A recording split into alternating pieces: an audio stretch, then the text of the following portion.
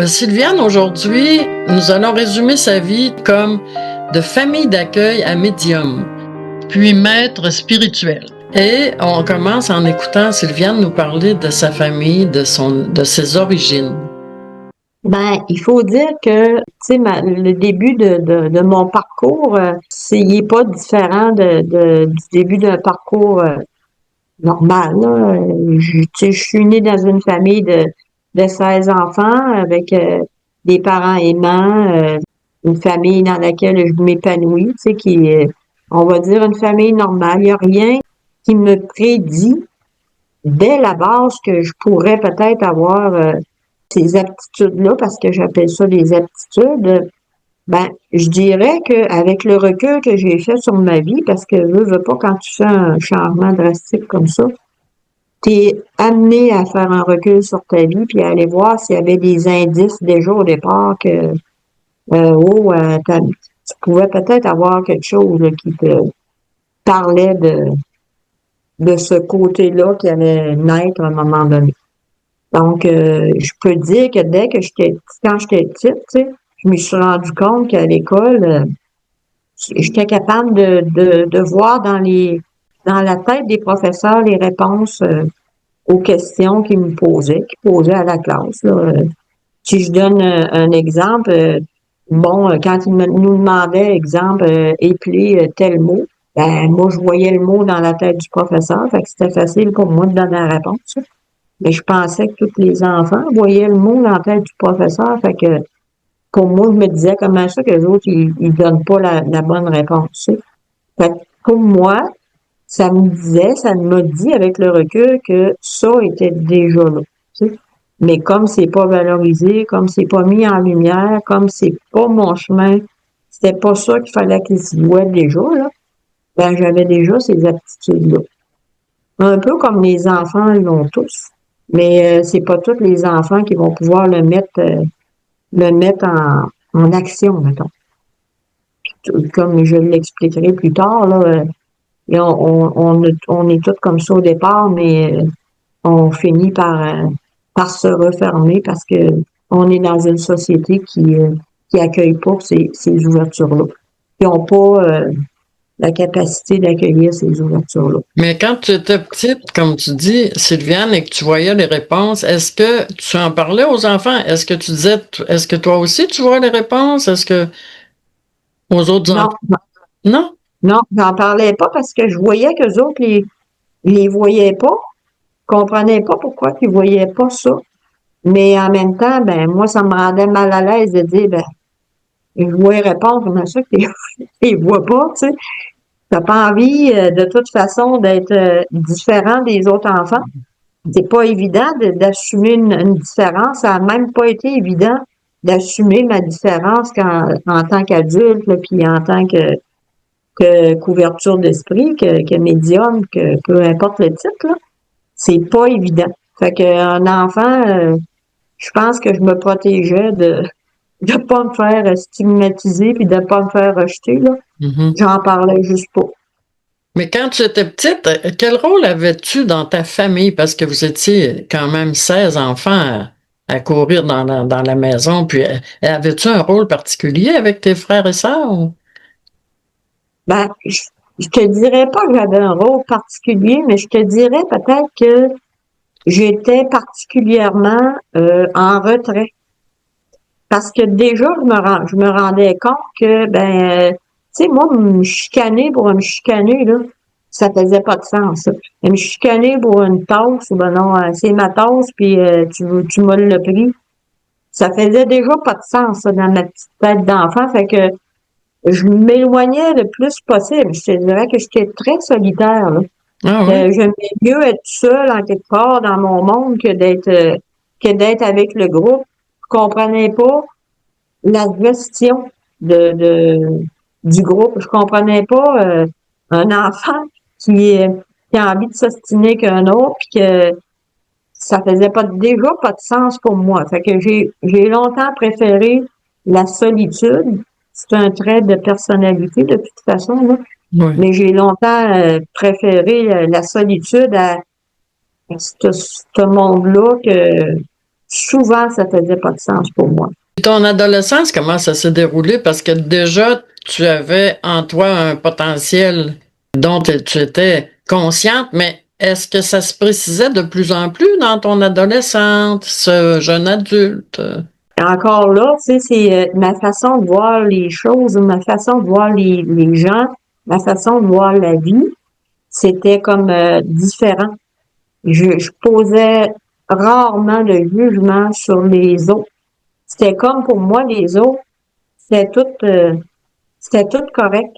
Qu'ils soient habillés comme ils voulaient, qu'il y ait tu sais, il y avait une petite fille dans ma classe qui bégayait, là, puis Seigneur, que ça me faisait de la peine que le professeur insiste pour la faire parler, alors qu'elle, plus elle était amère, plus elle bégayait. Mais je me disais, comment est-ce que le professeur il est pas assez intelligent pour arrêter de la questionner? C'est pire, là, tu sais. Elle perdait tous ses moyens, elle peut être capable. Fait que là, tous les enfants avaient envie de rire quand ils riaient pas carrément. Mais moi, ça, pour moi, c'était de la cruauté, là. Mhm. J'étais déjà capable de voir, mais voyons donc, tu sais. Arrête. Fait que ça a été une enfance, je te dirais, plutôt en retrait. Ben oui, j'allais jouer avec les autres, mais avec mes frères et sœurs, là.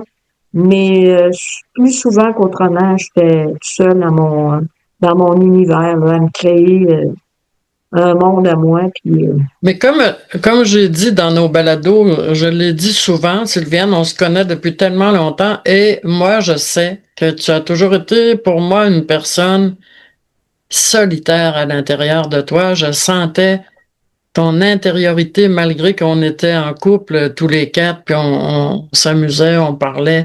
J'ai toujours senti que tu avais un fond de solitaire. Absolument. ben, quand tu vois la vie autrement, quand tu as Oui, déjà une perception, je dirais peut-être, puis ça, c'est en toute humilité, là, c'est moi, là, c'est pas, je suis pas mieux que quelqu'un d'autre, là.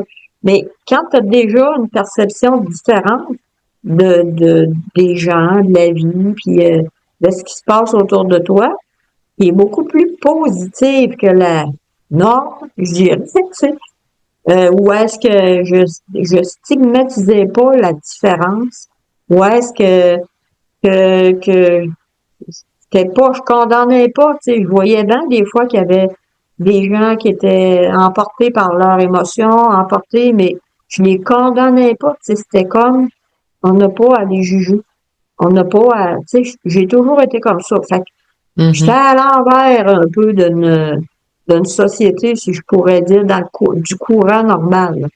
Ouais, mais c'est évident que avec les parents que tu as eu une éducation extraordinaire d'ouverture et d'humanité, d'humanisme. Sauf que avec le temps, tu t'es marié. Hein? Et Ouais. tu voulais, dans le fond, dans ton idée, c'était d'avoir un enfant, avoir des enfants. Ben, à l'époque, là, nous, on fait partie d'une époque. Et ton objectif dans ta Ouais. vie, Sylviane, c'était quoi? Ben, écoute, je sais pas si j'avais un objectif comme si j'avais une résilience à m'aligner où ce que tout le monde allait. Ouais. Parce qu'à un moment donné, je me disais, bon, ben, faudrait peut-être que je me marie, tu sais. Faudrait peut-être que les enfants, ça, j'étais sûre d'en vouloir. Ça, c'était certain. Puis, ben, ça venait avec l'option de se marier. Ça allait de soi. Fait que j'ai pas tant questionné le mariage comme de vouloir avoir des enfants.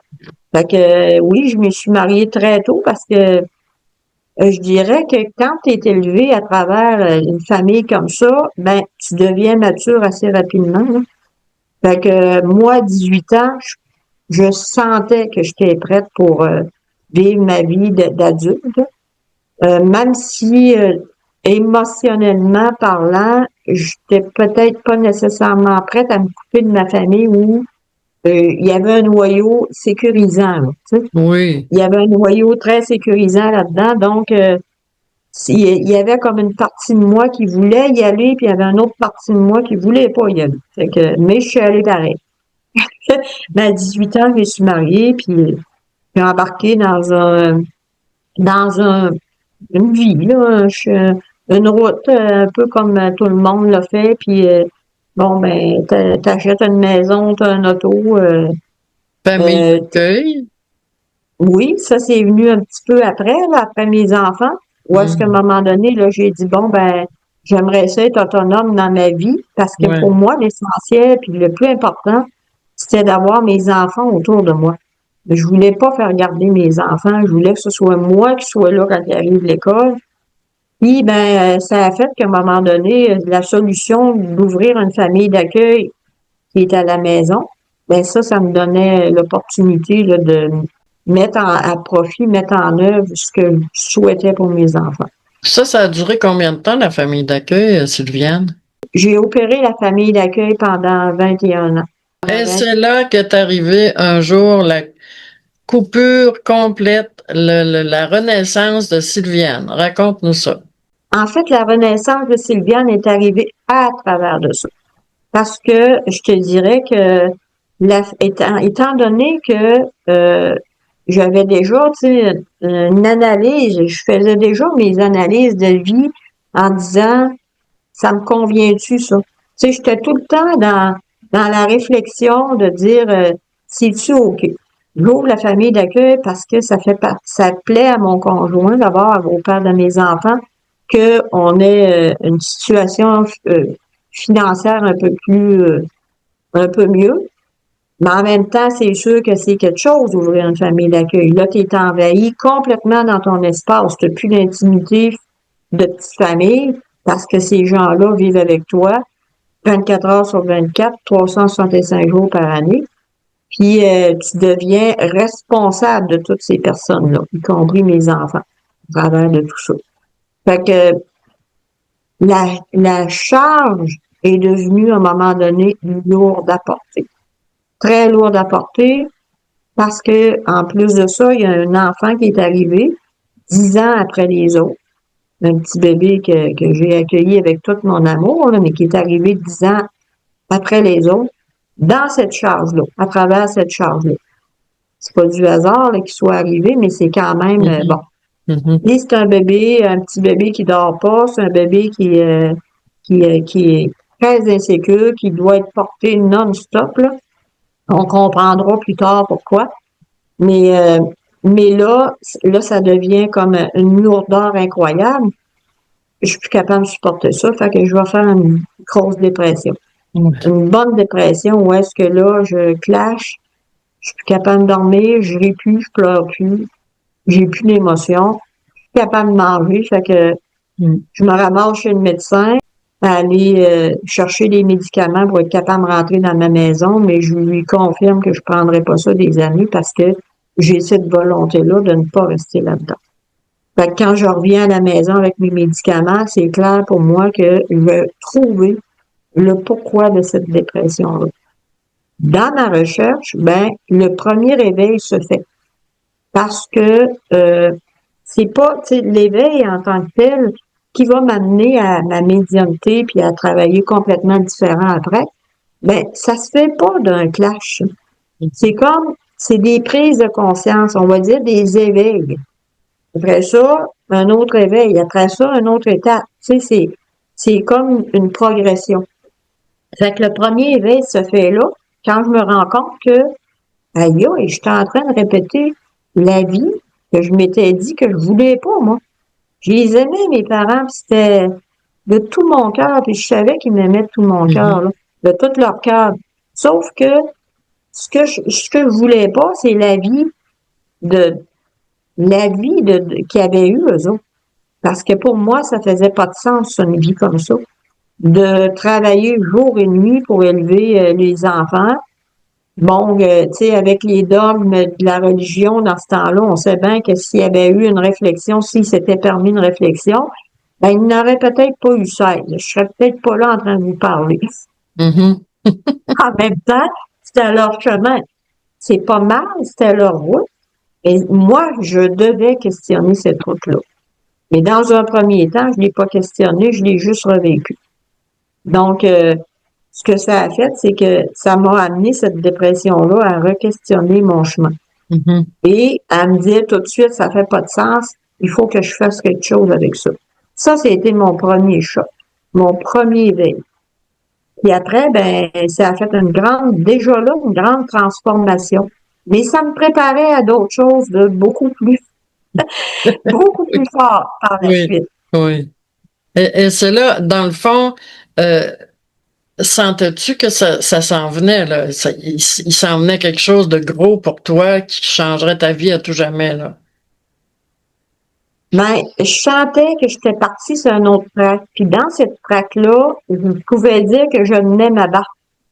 C'est moi là, qui avais repris le volant de ma vie au lieu juste de me laisser mener par les dogmes de la société, puis tu sais, la conscience de la société, je peux dire ça, la conscience collective. Là, ça a fait comme non, ça, c'est pas une vie, puis moi, je change ça. J'ai commencé tout de suite à faire des changements que mes parents comprenaient pas. Ben, c'est que là, tu sais, j'ai commencé à faire, surtout ma famille, je te dirais que ça allait à l'envers, là, tu sais, d'une façon de voir. Parce que chez nous, le travail, c'était très valorisé. Oui. En même temps, c'était une question de survie. Tu n'avais comme pas le choix de le mettre en avant puis de le mettre en valeur parce que ça n'aurait juste pas fait de sens. Tu sais. Mm. Fait que pour moi, j'ai commencé à questionner ça. Mais c'est pas une vie, ça. Tu sais, moi, je rêvais d'être capable de m'occuper de mes enfants, de me coucher avec eux autres le soir, leur conter des histoires, de chanter des chansons, même si c'est pas mon talent. Promis.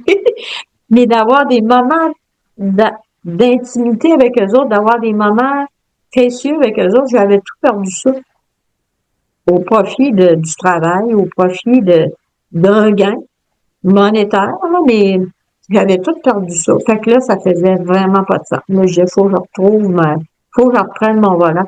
Fait en faisant ça, ça faisait que je me suis engagée du monde pour m'aider.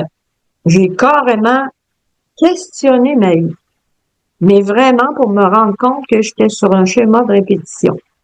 Ce qui, au fil du temps, va devenir un outil, va devenir, ça va faire partie de mes outils de travail quand je accueillais du monde. Là. Quand Plus je tard. veux faire prendre, c'est ça, plus tard, dans l'autre segment de ma vie. Mais c'était important que je traverse ça parce que moi-même, je devais me rendre compte de ça pour être capable d'amener les gens à voir ça après.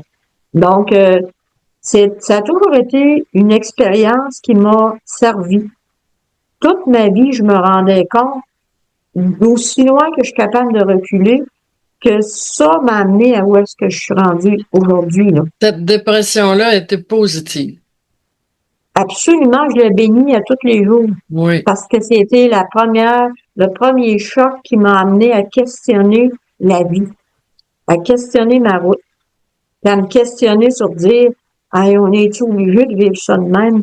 Si tu bien de vivre ça de même, je peux-tu faire quelque chose pour changer ça? Je dois-tu améliorer ça sans pour autant rejeter ce que mes parents avaient fait? Oui.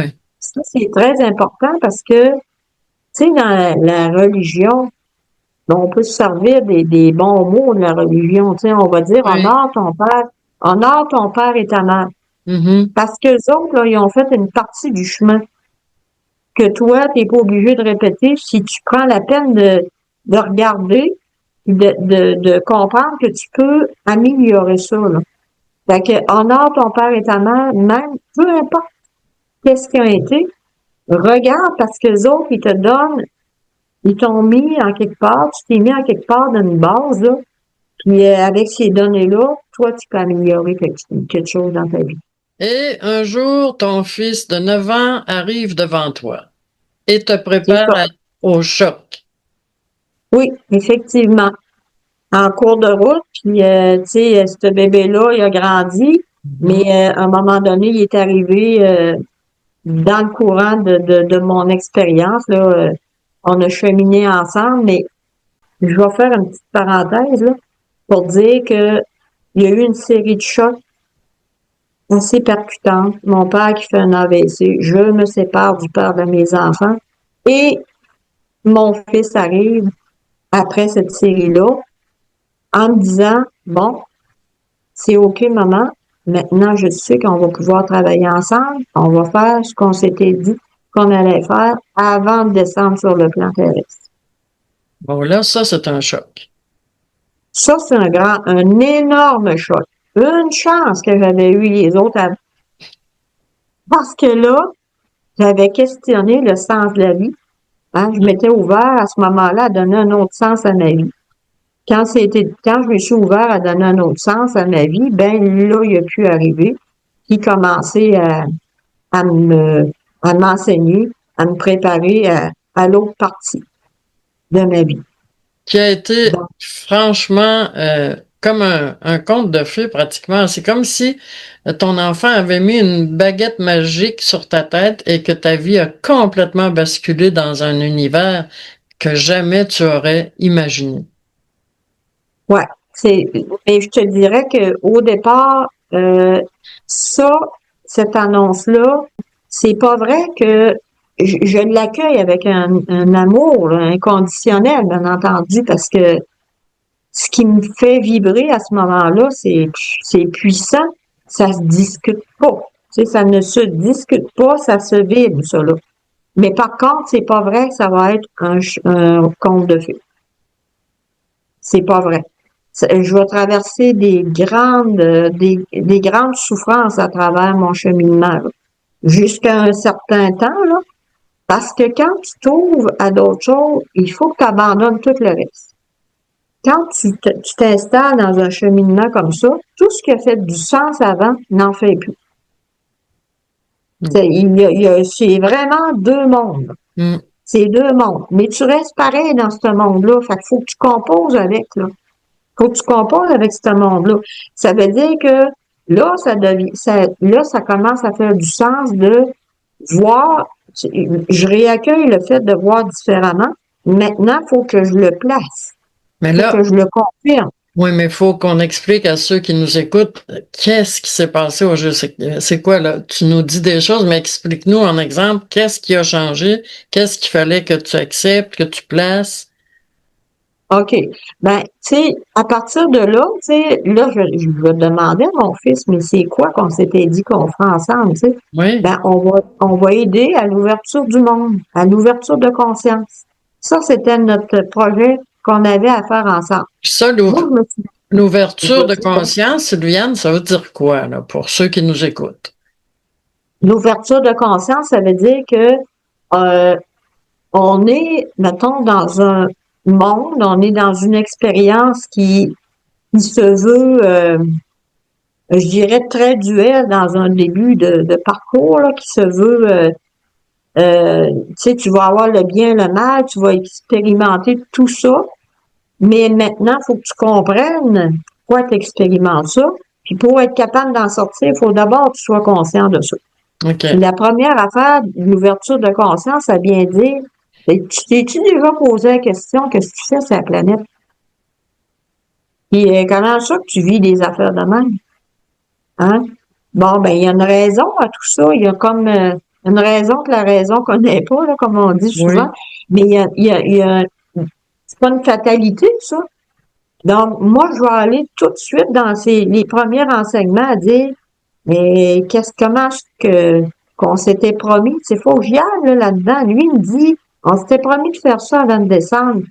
Qu'est-ce qu'on s'était promis de faire? Comment ça qu'on peut faire ça avant de descendre, tu sais? Moi, je pensais que c'était juste quand on était rendu en bas, là, que Sur la Terre? sur la Terre qu'on peut décider de faire des choses, tu sais.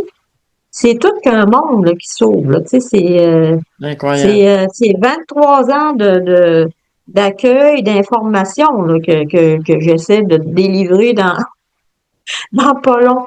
Fait que, mais tu sais, donc, à partir de là, ben, tu sais, si je fais ce cours, puis ben, il va m'enseigner, il va me donner les grandes lignes de comment on vit ici, pourquoi on est sur la planète, comment on peut faire pour changer le cours de notre vie, tu sais, comme tel qu'on le vit habituellement, qu'est-ce qu'il faut faire pour ça, comment on peut faire pour créer des relations plus harmonieuses, comment on peut faire même pour créer notre vie, tu sais. Donc, tout ça vient du fait que tu remettes en question tout ce que tu as vécu avant, que Et, tu fasses une coupure. et tout ça t'est dit par un enfant de 9 ans toujours, là. Et toi, tu es Toujours. devant ton enfant comme l'élève qui apprend. Oui, là, je serai plus la mère. Là, Ouais, Là, mon rôle de maman, elle vient de prendre le bord parce que il a beaucoup plus de sagesse que moi, lui. oui. Ben, en fait, tu sais, lui, il est sage. Lui, il a cette sagesse-là, il a cette conscience-là, cette connaissance-là qui est pas fermée. Ce qui me fait comprendre tous ces messages qu'il me donnait avant. Hein, parce qu'il m'en a donné des messages avant de me dire ça, mais moi, je comprenais pas. Je n'étais pas ouverte. Mais Sylviane, pourquoi t'as ouvert à un moment donné plus qu'un autre, finalement? Je dirais que c'est une prédestination. Ouais, C'est quelque chose qui est prévu dans ton évolution spirituelle, là, dans ton évolution tout court. Mais mettons qu'on peut dire, on peut rajouter spirituelle, là. Mais j'ai ouvert en mon temps, tout simplement, tu sais. Pas plus qu'un autre, mais à mon temps, à moi, puis à ma façon à moi. puis Mais c'est lui, pas plus qu'un autre. puis ton fils est arrivé au temps qu'il fallait aussi. Ben, c'est pas parce qu'il avait pas fait des tentatives avant. Ah, oui, c'est vrai, mais ah, OK, c'est toi qui étais pas prête. D'accord. Et moi qui étais pas prête. C'est moi, j'avais pas fait toutes mais il semait des graines, par exemple, Oui, qui ont fait du sens après, là. Tu sais, quand il a commencé l'école, tu sais, les premières semaines, là, lui, à l'école, il demandait à rencontrer le directeur d'école, tu sais. Il a 5 ans. Et je disais, pourquoi tu voulais aller voir le directeur d'école? Ben, ça n'a pas de sens, maman, ce qu'ils font aux enfants. Ils sont en train d'éteindre les enfants. il avait bien raison. Il avait bien raison, tu sais, on le voit, en tout cas, tous ceux-là qui sont dans ce chemin-là, ils savent, ils sont d'accord avec moi, là. Oui, Mais moi, ça faisait comme, ben, voyons donc, il me dit quoi, là, tu sais. Pour moi, ça faisait du sens, mais je savais pas quoi faire avec ça, là, parce que je suis pas encore, j'ai pas encore l'ouverture complète, tu sais. ouais. Mais même petit, là, tu sais, il me disait, maman, moi, là, je suis un ange. Moi, je disais, ben, tu sais, des fois, je le regardais, puis je lui disais, oui, mais pas tout le temps. Fait que là, il faisait, on voulait dire, bon, non, ça passe pas encore. Il y a plein de messages de même qui me faisaient, mais que moi, j'entendais pas Mm, parce que j'avais pas l'ouverture d'esprit. mm, Donc, tu sais, c'était pas comme, je pouvais pas entendre ça puis apprécier ça à 100% ou vraiment faire un échange d'égal à égal avec lui, là. J'étais pas là. Mais il semait des graines. Tout ça a fait du sens quand j'ai ouvert, que je l'ai accueilli. J'ai compris combien de fois il avait essayé de m'amener là-dedans, là, que moi, je comprenais pas. Comment qu'il devait être découragé des fois, là.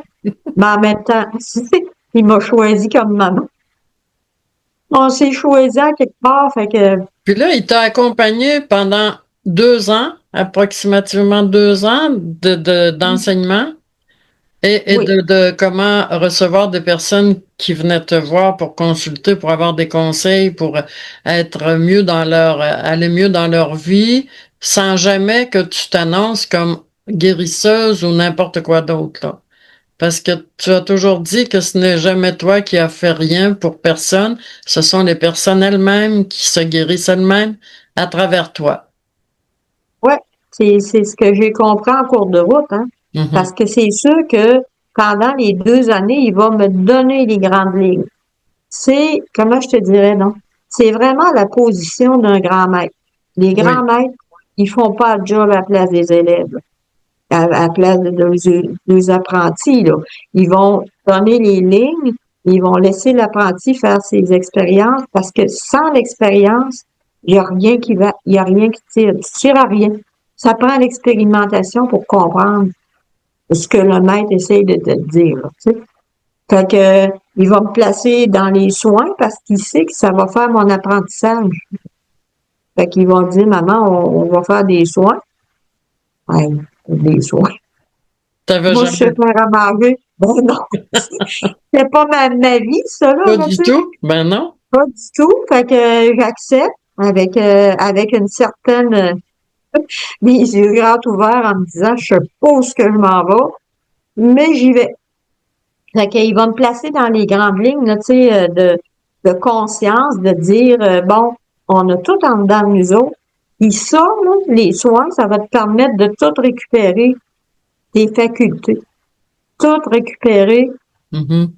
Mais son est-ce, potentiel. mais oui, mais justement, avais-tu déjà l'omniscience, toutes les facultés que tu as acquises au cours de ta vie? Est-ce que tu avais déjà la médiumnité en toi qui comprend la clairvoyance, la clairaudience, la clairsentience? Avais-tu déjà ça en toi à partir du moment où tu as eu ton éveil avec ton fils ou ça s'est placé avec le temps? Et une des premières leçons qu'il m'a appris, c'est qu'on a tous ça dans nous. Oui. On l'a tous.